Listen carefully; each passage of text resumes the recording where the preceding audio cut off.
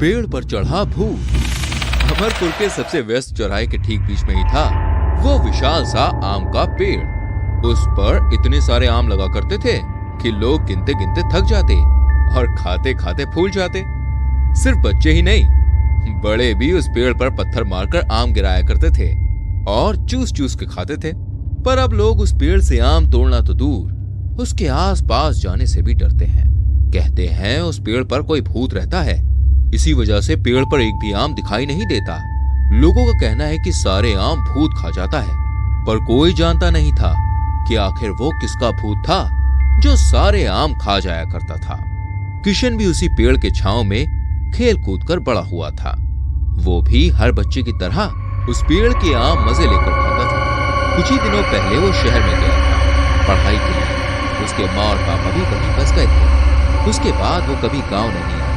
उसे अपनी दादी की बहुत याद आया करती थी जो यहाँ गांव में रहती थी। फिर एक दिन वो गांव में वापस आ गया। जब वो शहर गया तो 10 साल का था और अब वो 20 साल का है।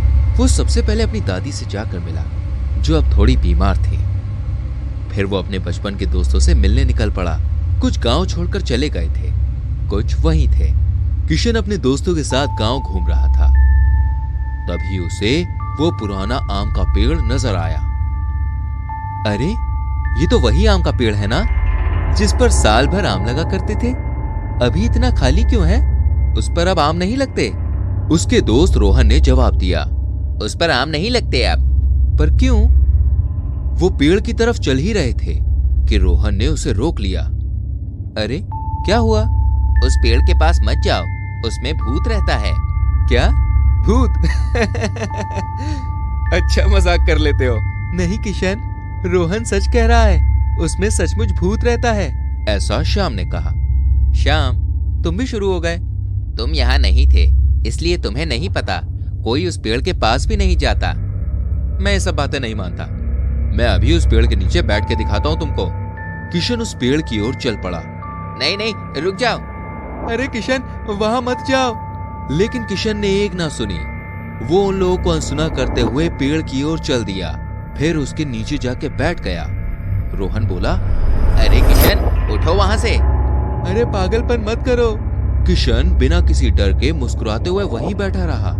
कुछ समय बाद वो उठकर दोस्तों के पास आया। अरे देखो कुछ भी तो नहीं हुआ। अरे कोई भूत वूत नहीं है। किशन यहाँ बहुत कुछ हुआ, तब तुम नहीं थे। अभी कुछ नहीं हुआ, लेकिन यहाँ भूत है। वैसे भी भूत रात में ही आता है, दिन में नहीं। अगर हिम्मत है तो यहाँ रात में आकर दिखाओ।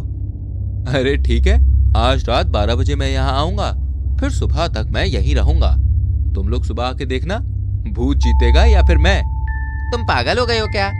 करने दो इसे, देखना 1 मिनट में ही डर के भाग जाएगा। देखते हैं, कल सुबह मिलेंगे, ठीक है? इसके बाद वो सब अपने अपने घर चले गए। रात के 12 बज रहे थे। किशन आम के पेड़ के पास पहुंचा। वहां कोई नहीं था। वो चलकर पेड़ के पास बैठ गया। चांद ऊपर जगमगा रहा था। तभी उस पेड़ पर बहुत सारे आम दिखे। जरूर कोई चोर होगा जो रात में आम चुराता है और इन सबको भूत लगता है। अचानक से तेज हवा चलने लगी। चांद को बादलों ने छुपा लिया और चारों तरफ अंधेरा छा गया। कुत्तों के रोने की आवाजें आने लगी और बहुत सारे चमगादड़ पेड़ से उड़ते हुए जा रहे थे। किशन को सब कुछ बहुत अजीब लग रहा था। उसे ऐसा लगने लगा जैसे कोई उसके पीछे है। तभी एक आवाज आई, मैं तुम्हारा ही इंतजार कर रहा था। ये एक बच्चे की आवाज थी। किशन ने पीछे देखा, लेकिन वहां कोई नहीं था। कौन हो? कहाँ हो? किशन डर रहा था। आवाज फिर आई, तुम मुझे भूल गए किशन।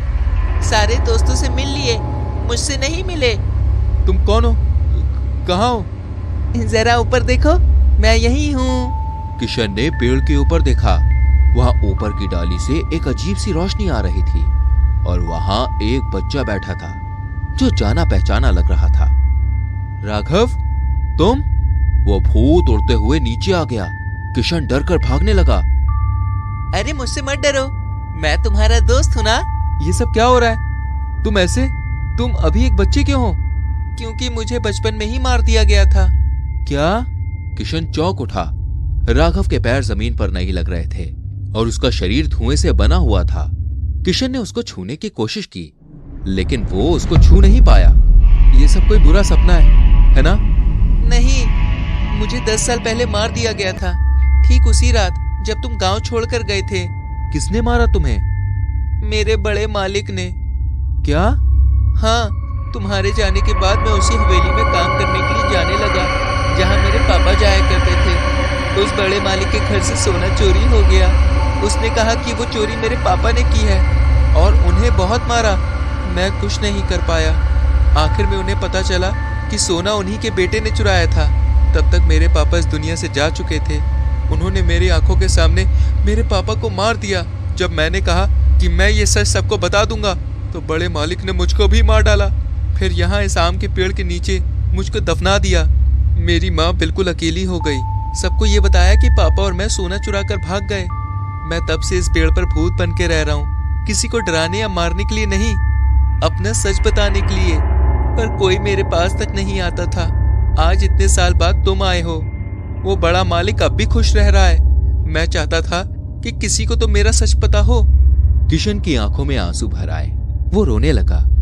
राघव, अब तुमको उस बड़े मालिक को यहाँ लाना होगा।